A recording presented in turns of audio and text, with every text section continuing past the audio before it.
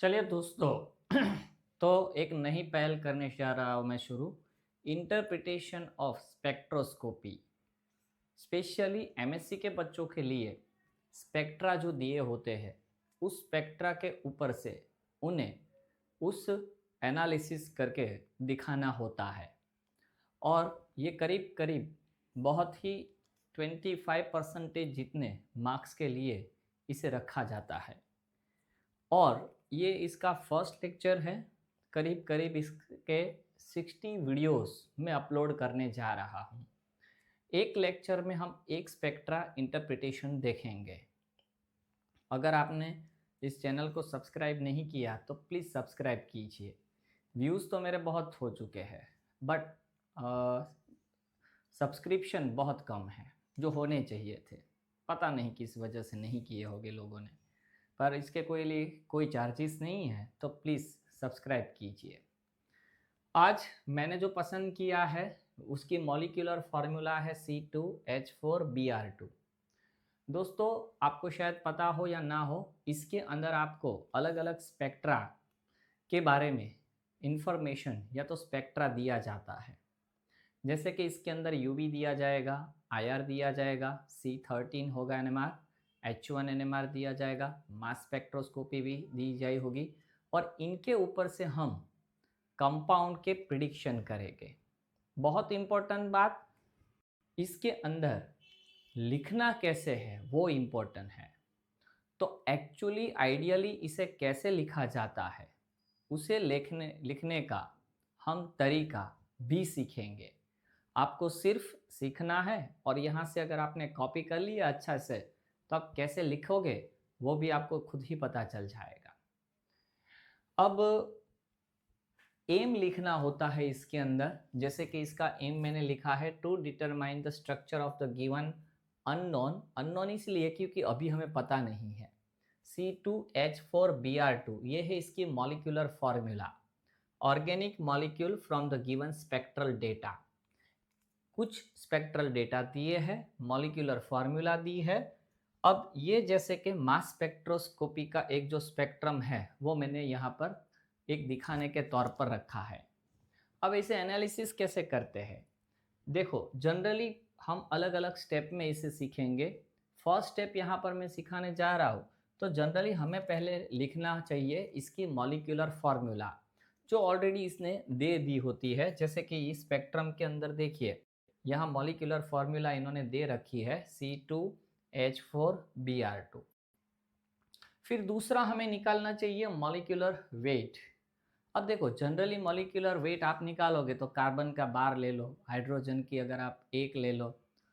अब Br का आप 79 ले लो, या तो फिर अगर आपको पता हो तो ब्रोमीन के दो आइसोटॉप्स है, 79Br एंड 81Br। तो आप 79 लोगे तो भी मॉलिक्यूलर मास अलग मिलेगा, 81 लोगे तो भी मॉलिक्यूलर मास अलग मिलेगा। और इन्होंने जो इन्फॉर्मेशन मास स्पेक्ट्रोस्कोपी में दी है वो 186/181 181/190। तो अब ये कैसा है कि इन्होंने तीन मॉलिक्यूलर मास दिए, देना तो कोई एक चाहिए था, तीन दे दिए। क्यों ऐसा किया इन लोगों ने? क्या ये लोग गलत है? नहीं दोस्तों। अब देखिए, आप कार्बन का 12 ले लो, हाइड्रोजन का एक ले लो, तो कार्बन के अंदर आपको 24 और हाइड्रोजन का 4 मतलब 28।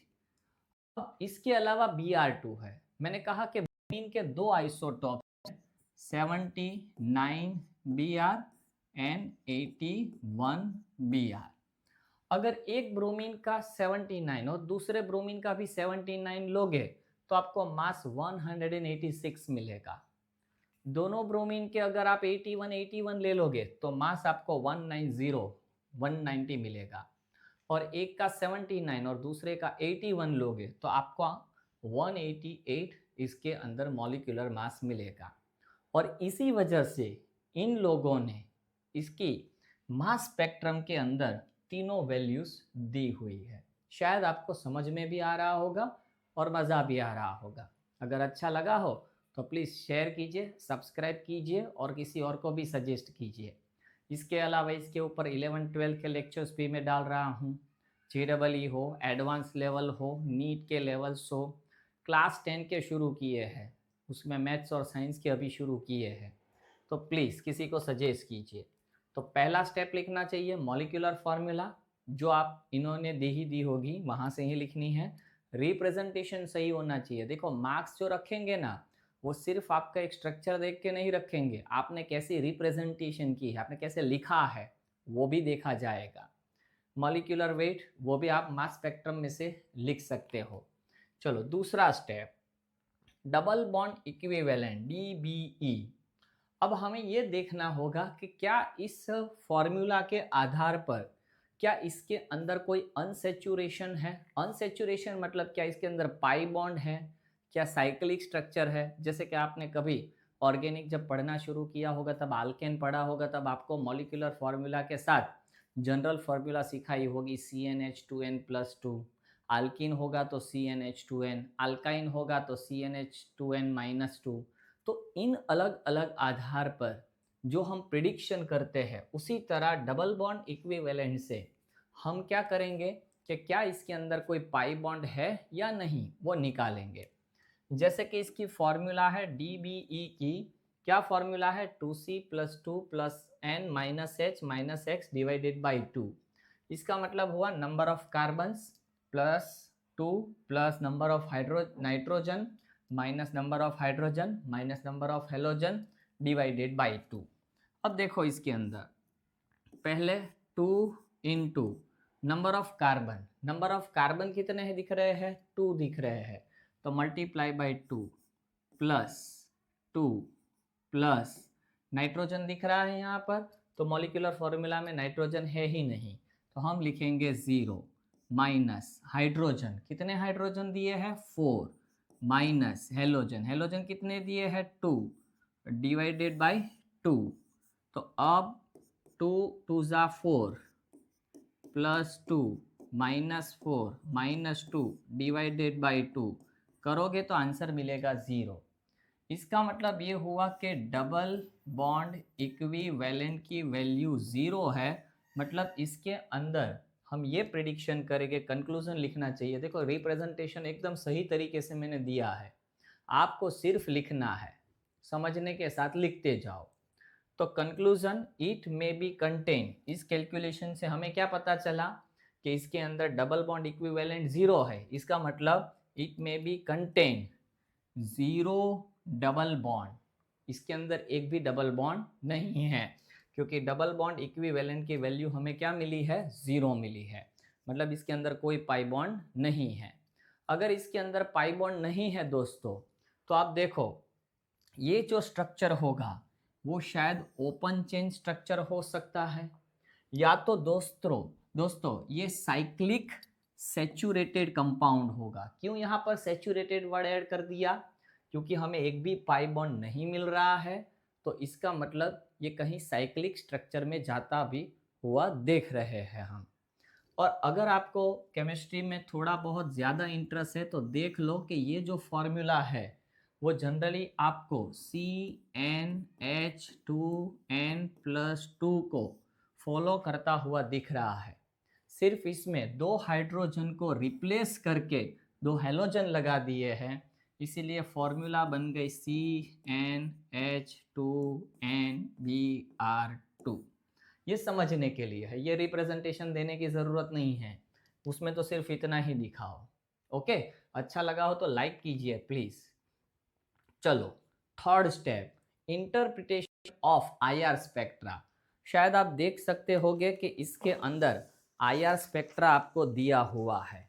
अब देखो IR स्पेक्ट्रा VNSU के अगर आप स्टूडेंट हो तो उन्होंने ऑलरेडी ये स्पेक्ट्रम दे रखा है, उसके अंदर से भी आप अपने फ़ोन में से निकाल के या हार्ड कॉपी निकाल के देख लेना। अब देखो ये IR स्पेक्ट्रा है, इस IR स्पेक्ट्रा में करीब करीब आपको जो दिख रहा है वो देखिए कि कहाँ कहाँ पर हम इसे देख सकते हैं। तो देखो आप देख सकते हो कि जो ये 1200 है, इसके पास यहाँ पर एक हमें बहुत ही अच्छा पिक दिख रहा होगा। एग्जैक्टली ये 1200 नहीं है, करीब करीब ये मान के चले के 1190 या 1195 के करीब करीब ये होगा। आपके पास आप पढ़ चुके होंगे आईआर तो ऑलरेडी, तो आपको एक स्पेक्ट्रा की इंफॉर्मेशन बुकलेट होगी, उनमें आप देखना कि 1190 मतलब 1190 या तो 1195 सेंटीमीटर इनवर्स पर एक आपको दिखाई देगी सीओ की जो स्ट्रेचिंग है वो दिखाई देगी। पर ये हमें कंसीडर करना चाहिए यहाँ? नहीं। क्यों? क्योंकि मॉलिक्यूलर फार्मूला में हमें ऑक्सीजन लिखा ही नहीं।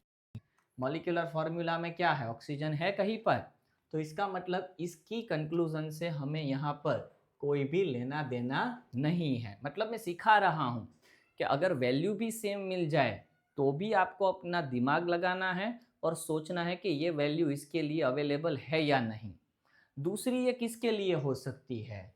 तो ये दूसरी जो 1190 सेंटीमीटर इनवर्स मतलब ये 1200 सेंटीमीटर इनवर्स के बारे में बात कर रहा हूँ, तो ये किसकी हो सकती है? तो आप बुकलेट में देखना कि ये कहीं ना कहीं आपको CH बेंडिंग वाइब्रेशनल के अंदर फ्रीक्वेंसी आपको दिखाई देगी। ओके, तो ऐसा ज़रूरी नहीं एक वैल्यू किसी एक के लिए है, ये आपको दिमाग लगाना है। ओके, चलिए आगे बढ़ते हैं। दूसरा आपको 1450 सेंटीमीटर इनवर्स पर कहीं दिख रहा होगा ये वाला पीक। दोस्तों मैं इसकी बात कर रहा हूँ, देखो ये वाला पीक आपको दिख रहा होगा कि ये करीब करीब आप लेके आओ तो यहाँ करीब करीब है। जो करीब करीब मुझे जो दिखाई दे रहा है वो मैंने लिखा है 1450 सेंटीमीटर इनवर्स। जो किसके लिए है? तो वो CH bending vibration of methylene group, CH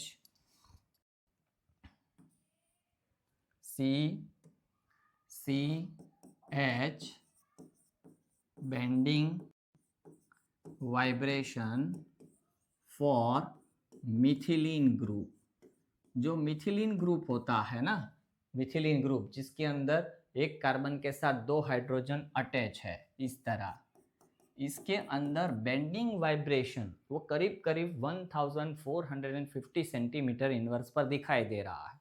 इसका मतलब ये हुआ कि इसके अंदर C2H4 में शायद इसके अंदर क्या होगा कि ऐसा एक मिथिलीन ग्रुप इसके अंदर अवेलेबल होना चाहिए।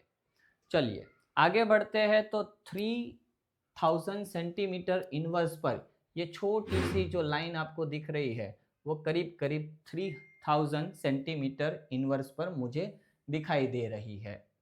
तो 3000 सेंटीमीटर इनवर्स पर बहुत है, पर अभी आप लिख लो कि ये जो है वो CH स्ट्रेचिंग वाइब्रेशन के लिए हमें ये वैल्यू मिल रही है। छोड़ दे सकते हैं, पर अभी आप इसे करीब करीब ऐसा पकड़ के चलो। और आप एक और पीक शायद देख रहे होंगे कि ये जो 800 वाली लाइन है इससे थोड़ा इस साइड पर है। मतलब हम ये कहें कि 800 से करीब करीब ये जो पीक दिख रहा होगा तो करीब करीब 800, तो नियर, ये मैंने नहीं लिखा है, अगर आपको लिखना है तो करीब करीब आप इसको 800 के करीब लिखो, नियरेस्ट 800 सेंटीमीटर इनवर्स।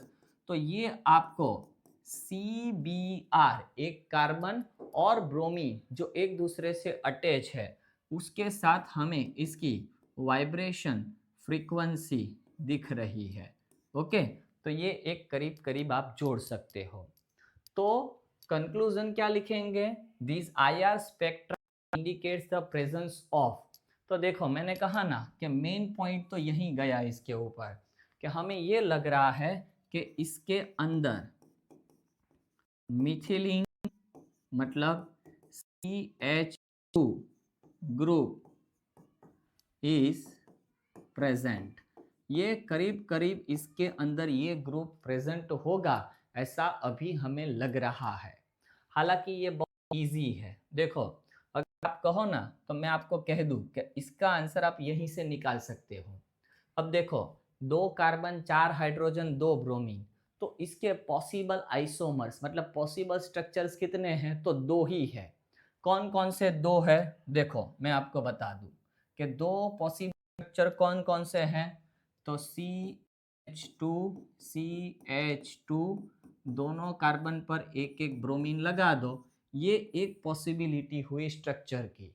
ओके, चलिए दूसरा स्ट्रक्चर कौन सा पॉसिबल है, तो CH3CHBr, ये दो ही पॉसिबिलिटी है कि according to this molecular formula we can predict कि ये मॉलिक्यूल या तो ये होगा या तो ये होगा, बराबर। तो ये दो ही प्रिडिक्शन पॉसिबल है कि यहाँ पर हमें जो दो मॉलिक्यूलर फॉर्मूला मिल रही है, मतलब ये दो में से कोई एक मॉलिक्यूल होगा। और अगर आपने आईआर पर हालांकि फंक्शनल ग्रुप ही देखा जाता है, पर फिर भी मैं कहूँ तो यहाँ से करीब करीब इंफॉर्मेशन मिल रही है। अगर आपका एनएमआर बहुत अच्छा है, अगर आपका मास बहुत अच्छा है, तो आप समझ लो कि वहीं से आप 95% स्ट्रक्चर निकाल सकते हो। चलिए, तो ये हो गया हमारा आईआर। चलिए फोर्थ स्टेप, जनरली यूवी के बारे में बहुत नहीं देते हैं, पर यहाँ एक दिया था कि no significant UV absorption about 220 nanometer. अब देखिए दोस्तों, अगर आपको no significant UV absorption about 220 nanometer दिख जाए, मतलब ये क्या दिया है हमें, ये वेवलेंथ दी है। तो आपको एक ही दिखनी है कि अगर no significant UV absorption about 2 nanometer अगर दिया है तो indicates transition of N2 pi star transition, मतलब नॉन बॉन्डिंग के जो इलेक्ट्रॉन है वो पाई स्टार में जाते हो सकते हैं। अब नॉन बॉन्डिंग किसके इलेक्ट्रॉन, तो इसके अंदर Br दिया है, और Br दिया है तो आपको पता है कि Br के पास जो है वो 3 लोन पेयर रहती है, तो उसके बारे में हम बात कर रहे हैं। ओके, कंक्लूजन यही होगा कि this UV spectra indicates N2 pi star transition. Okay, इसके बारे में हमें बताया रहा है। ओके, चलिए अब इम्पोर्टेंट, तीन बहुत इम्पोर्टेंट, उसमें एक C13C NMR spectra, H1 NMR spectra and mass spectra. अब देखिए ये 13 के बारे में हमें बताया गया है। Okay, interpretation of 13C NMR spectra. अब देखिए ये दिया है, आपको दिख रहा होगा, इसमें proton coupled, proton D coupled, आपने एनएमआर पढ़ा होगा तो कपल एंड डी कपल्ड के बारे में थोड़ा बहुत तो पता ही होगा।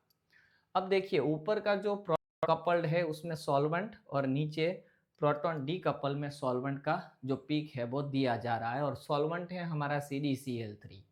जनरली इसकी जो C होती है CdCl3 में, वो 13C NMR स्पेक्ट्रोस्कोपी में करीब करीब 77 डेल्टा ppm पर देगा, उसका हमें काम नहीं है। पहले हम प्रोटॉन कपल्ड के बारे में बात कर ले, तो देखो आपको 3 पीक इसमें नजर आ रहे होंगे। ओके, और प्रोटॉन डी कपल्ड में एक पीक नजर आ रहा होगा। तो ए प्रोटॉन कपल्ड स्पेक्ट्रा, तो proton coupled spectra show, coupled spectra में कितने पीक मिल रहे हैं हमें, 3 मिल रहे हैं। तो हम यहाँ लिखेंगे ट्रिपलेट सिग्नल पीक, 3 स्पेक्ट्रा के दिए हैं ना, तो इसे हम क्या कहेंगे, ट्रिपलेट कपल। तो ये 3 मिले हैं इसलिए ट्रिपलेट सिग्नल। और अब वैल्यू जो है ये करीब करीब आपको कितनी दिखाई दे रही है, तो देखो ये अगर हम 0 कंसीडर करें तो ये 20 कंसीडर करें तो ये 40 कंसीडर करें, तो ये जो 20 और 40 के बीच में 3 पीक दिए हैं, तो करीब करीब ऐसा मान के चलिए कि एक 30 पर है, एक 30 से पहले है और एक 30 के बाद है।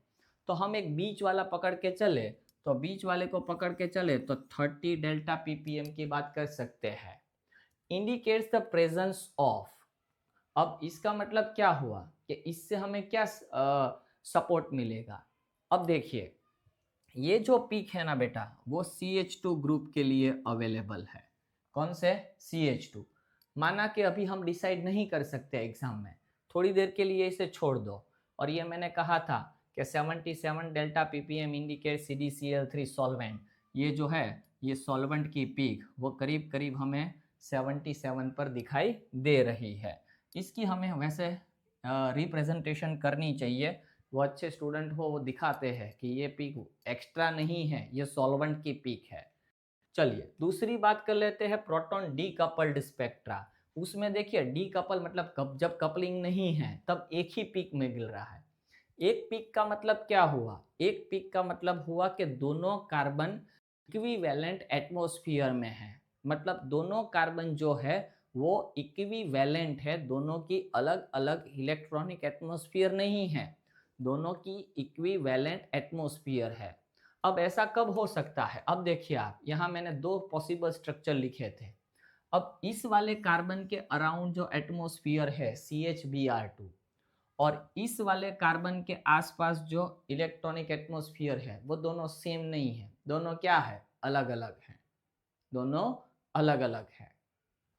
पर ये देखो कि ये वाला जो कार्बन है इसकी जो एटमॉस्फेयर है CH2Br2 और इस वाले जो है इसकी जो एटमॉस्फेयर है वो भी इसके जैसी CH2Br2, मतलब मुझे आइडेंटिकल लग रहा है, आइडेंटिकल लग रहा है और इसीलिए इसने ही पिक दिया है। तो क्या लिखेंगे हम?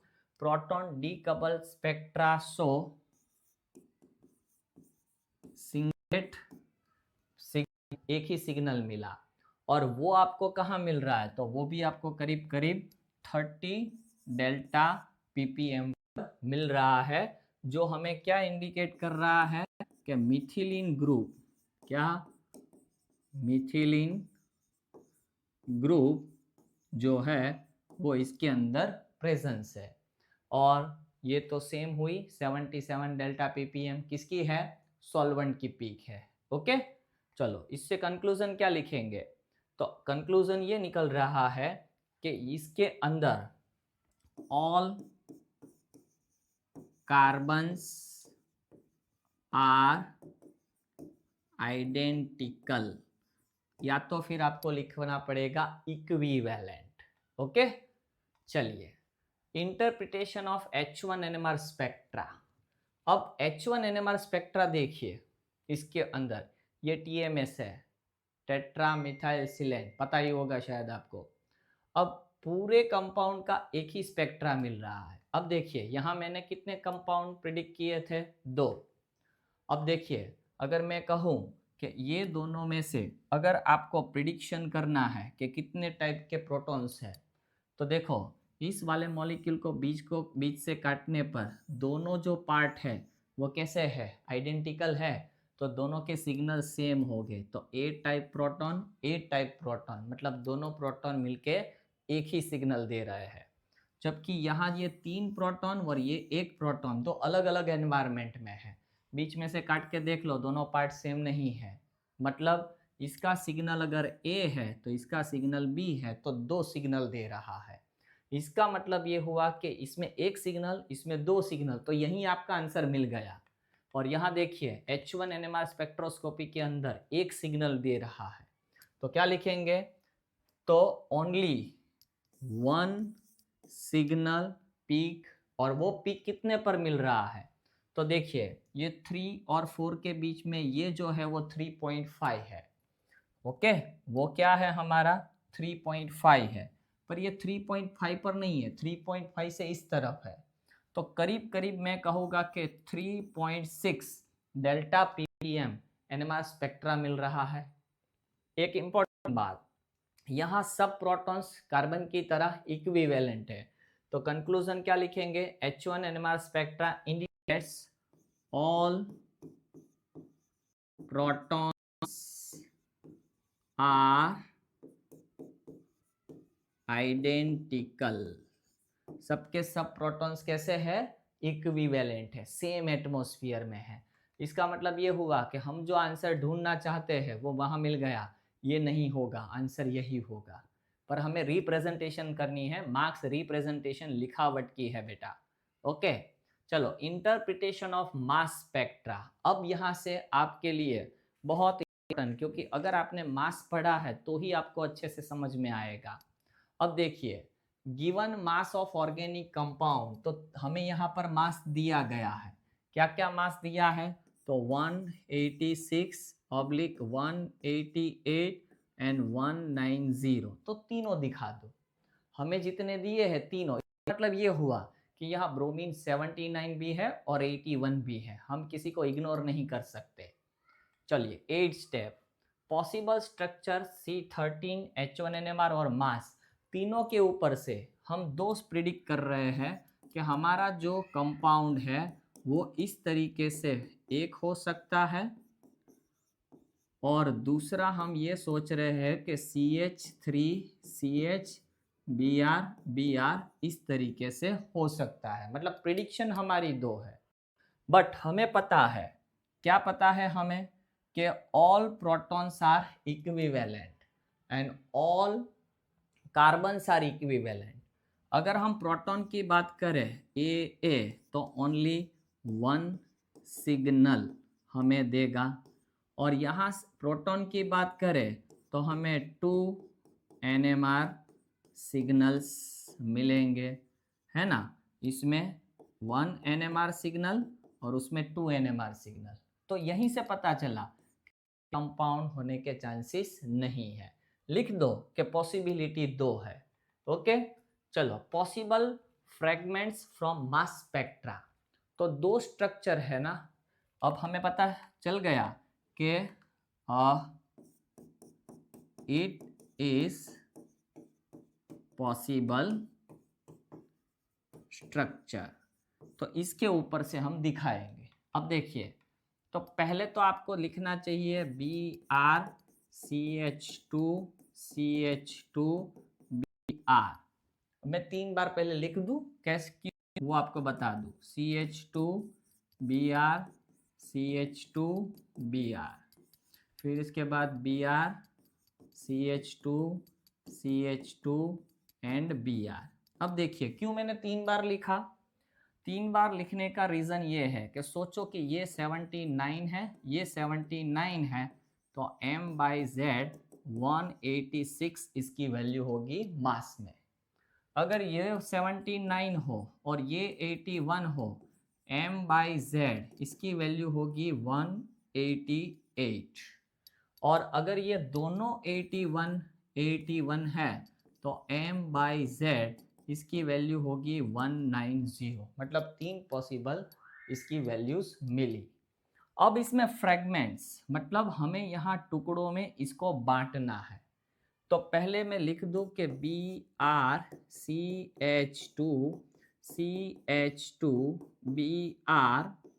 अब देखिए, पहले तो एक बात, अगर आपने मास स्पेक्ट्रोस्कोपी पढ़ी है तो ही आपको थोड़ा बहुत पता रहेगा, पर मैं अभी फ्रेगमेंट्स निकालने के लिए जितनी ज़रूरत है उतना पढ़ा देता हूँ, बाकी का आप कहीं पर पढ़ सकते हो। अब देखो, आपको जो यहाँ पर फ्रेगमेंट्स पीक कैसे मिलेंगे, देखो पहले तो आपको मास स्पेक्ट्रोस्कोपी दिखा दूँ।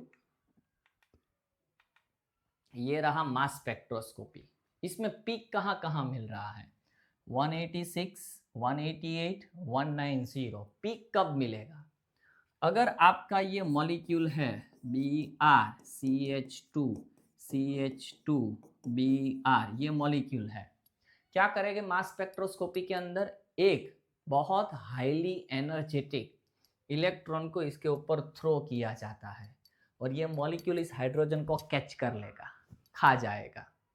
जैसे ही खा जाएगा कि तुरंत इसके अंदर जो गया हुआ इलेक्ट्रॉन है वो एक और इलेक्ट्रॉन लेके निकल जाएगा। तो पूरा मॉलिक्यूल पहले न्यूट्रल था, एक इलेक्ट्रॉन हमने डाला तो ये माइनस में चला गया, 2 इलेक्ट्रॉन इसमें से निकले तो होगा क्या, ये एक जो 2 इलेक्ट्रॉन, सोचो ये 2 थे, एक हमने थ्रो किया तो वो निकल गया।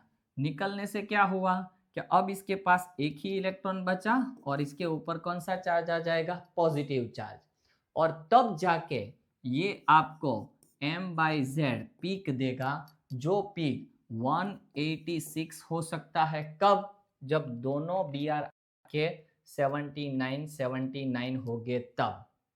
अगर एक 79 81 होगा तो पीक देगा 188, और दोनों 81 हो गए तो पीक देगा 190। इसीलिए दोस्तों इन्होंने ये 3 पीक और 3 वैल्यू M/Z के लिए दी है। आया समझ में।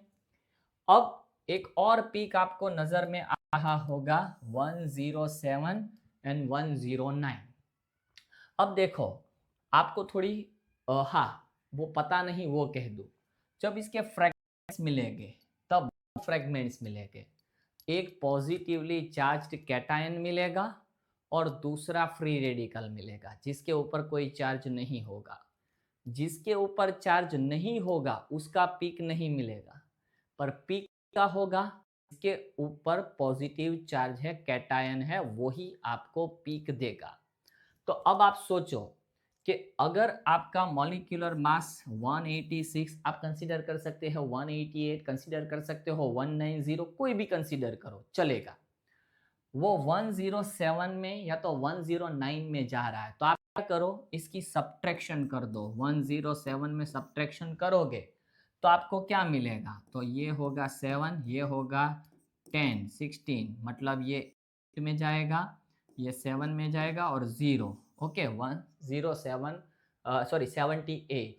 और ब्रोमीन का मास कितना है दोस्तों, तो ब्रोमीन का मास या तो 79 है या तो 81 है। तो आप सोचो कि हमने 107 कंसीडर किया 186 में, उसकी जगह पर हम एक काम करते हैं कि 188 लेते हैं। ये सब आपको जानना है। सपोज 188 ले रहे हैं, 188, उनमें से 107 सब्ट्रैक्ट करो, 107, तो क्या मिलेगा आपको, 180, 81 मिला।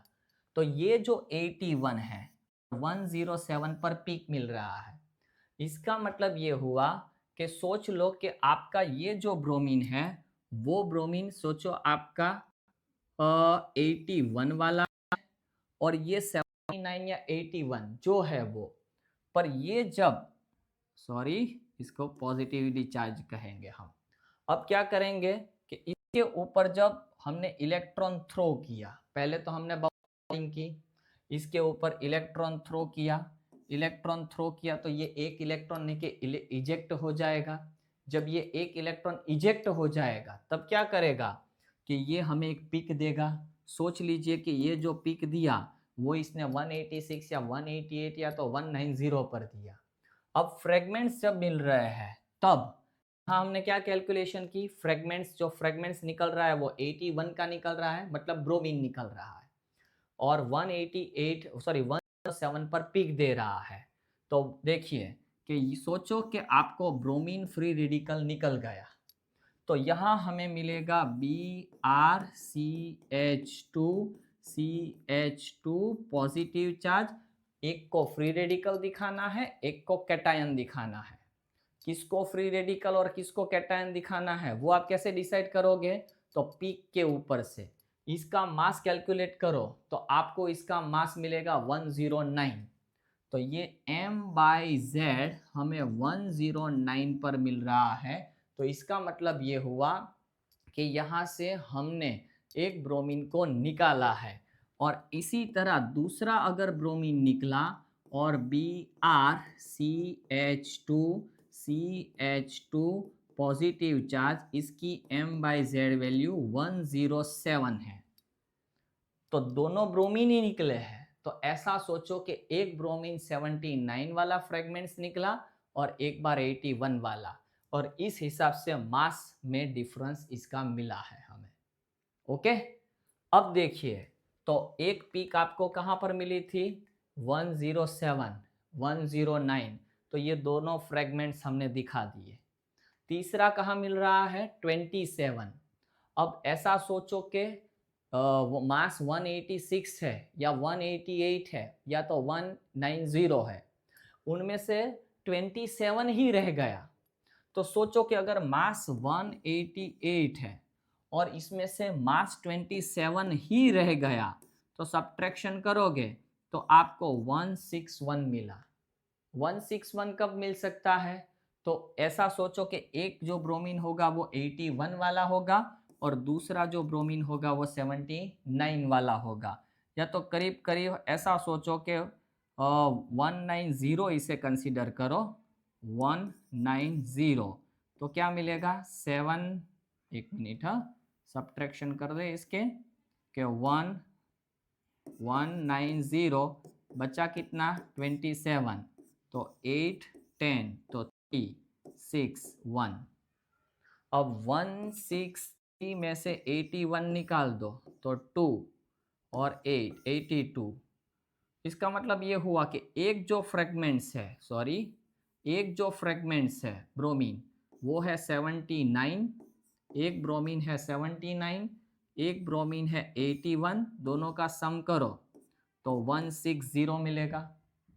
इसमें आप 27 ऐड कर दो तो आपको करीब करीब 187 मिलेगा, जो 186 और 188 के बीच का नंबर मिल रहा है। तो इसका मतलब ये हुआ कि यहाँ हमें दोनों ब्रोमीन निकलते हुए दिख रहे हैं। क्या हो रहा है? दोनों ब्रोमीन निकलते हुए दिख रहे हैं। चलो पहले हम एक ब्रोमीन को निकाल दें, एक ब्रोमीन को हम निकाल दें। अब एक bromine as a free radical निकल गया तो आपके पास BrCH2CH2 पॉजिटिव चार्ज। तो ये तो मास 107 या तो 109, ये पिक नहीं दिखानी, हमें पिक कितने पर दिखानी है? 27 पर दिखानी है। तो क्या करो, दूसरा एक ब्रोमीन अगर आप निकालने का सोच रहे हो, इसमें से सिर्फ ब्रोमीन निकालोगे, सोचो कि इसमें से सिर्फ ब्रोमीन निकाला, BrCH2CH2 पॉजिटिव चार्ज, इसमें से सिर्फ आपने Br फ्री रेडिकल निकाला तो बचा क्या? CH2CH2 पॉजिटिव चार्ज, और इसका मास 27 नहीं होगा, इसका मास 28 होगा। पीक कितने पर मिल रही है? 27 पर मिल रही है। तो इसका मतलब ये हुआ कि एक जगह से ब्रोमीन और एक जगह से H, मतलब -HBr कर दो तो CH2 फ्री रेडिकल हमें मिले। तो इसका मतलब क्या हुआ कि एक जगह से H, एक मिनट, पॉजिटिव चार्ज हम किस पर लगाएंगे? ओके, एक जगह से Br और एक जगह से H, तो CH पर पॉजिटिव चार्ज, तो एक जगह से H एक जगह से Br निकला, तो इसका मतलब ये हुआ CHBr2, और इसकी M/Z की वैल्यू क्या होगी? 27। तो एक हमने 109 की पिक दिखा दी, एक हमने 107 का फ्रेगमेंटेशन पिक दिखा दिया, और एक हमने 27 का फ्रेगमेंट्स दिखा दिया। तो तीन फ्रेगमेंट्स हमें जो पिक मिले थे 27 का, 107, 109, तीनों के तीनों हमने दिखा दिए। ओके, तो इस तरह पॉसिबल स्ट्रक्चर के बाद आपको फ्रेगमेंट्स दिखाने होते हैं। अब इंटरप्रिटेशन लिखना चाहिए। देखो तीन जगह पर है, एक है 27, एक है 107, 109, एक है 186, 188 एंड 190, तीन है। अब देखो, आप 27 का पीक देखो, करीब करीब 100% है, तो इसका मतलब आरए वैल्यू इसकी 100% लिखेंगे। 107 एंड 109 इसकी स्पेक्ट्रा देखो करीब करीब कितने पर जाती हुई दिख रही है। तो देखो कि आपके पास हो पीडीएफ तो देख लेना, अगर आपको चाहिए तो मुझे मैसेज करना, दे दूंगा। तो ये करीब करीब 90 के 100 नहीं है, पर ये जो है करीब करीब 90 के आसपास जा रही है।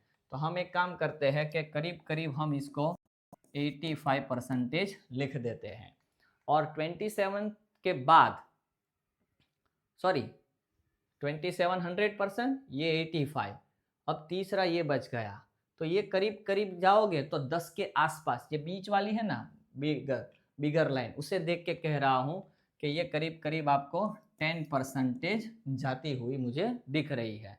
तो इसके ऊपर से हम क्या पूरे जो पढ़े अब तक उसमें आईआर स्पेक्ट्रा से हम क्या प्रेडिक्ट कर सकते हैं?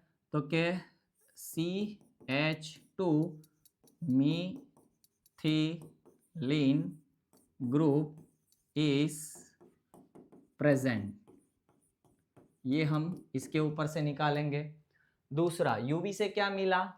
N2 स्टार ट्रांजिशन, ये होती हुई हमें दिखाई दे रही थी, है ना।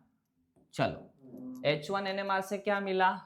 ऑल प्रोटॉन्स आर आइडेंटिकल, तो इसका मतलब ये हुआ कि CH2 CH2 ऐसा हमें दिख रहा था। C13 से क्या मिला? ऑल कार्बन्स आर आइडेंटिकल, तो C बॉन्ड C और ये करीब करीब हमें आइडेंटिकल की तरह लिख रहे हैं। मास स्पेक्ट्रा, तो अब हम कंपाउंड लिख दे CH2 CH2 Br और Br, हो सके तो इसकी IUPAC नेमिंग लिखो 1,2 डाई ब्रोमो इथेन। ओके, चलिए तो फाइनल कि हमारे पास कौन सा कंपाउंड है? CH2 CH2 Br Br 1,2 die bromo ethane. दोस्तों शायद आपको अच्छा लगा हो तो प्लीज़ सब्सक्राइब कीजिए, शेयर कीजिए और किसी और को सजेस्ट कीजिए। दूसरे स्पेक्ट्रा के साथ बहुत जल्दी मिलेंगे हम। ये सबसे इजी वाला था। मास में थोड़ी प्रॉब्लम आपको इसलिए होगी क्योंकि मास सीखा नहीं है। दूसरे वाले में मैं ये ट्राई करूँगा कि मास में आपको डीप में पढ़ाऊँ। ओके, अगर अच्छा लगा हो तो प्लीज़ किसी को शेयर कीजिए, सब्सक्राइब कीजिए। चलिए, करीब करीब 60 वीडियोस दूंगा। चलिए मिलते हैं।